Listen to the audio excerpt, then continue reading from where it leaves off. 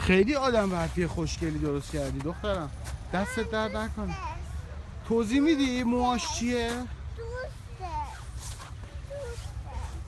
کی؟ این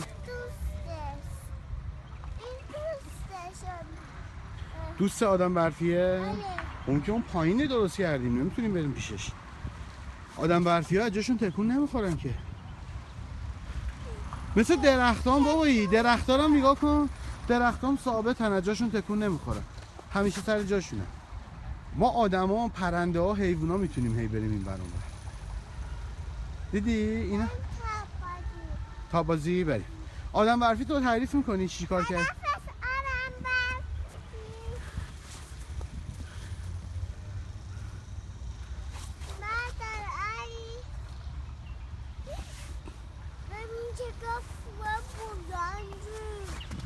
چیا؟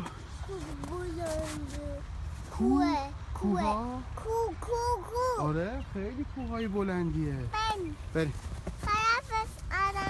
خدافظ آدم برفی. خدافظ. بابا از این ور. فردام قراره برف بیاد. بیا از این ور.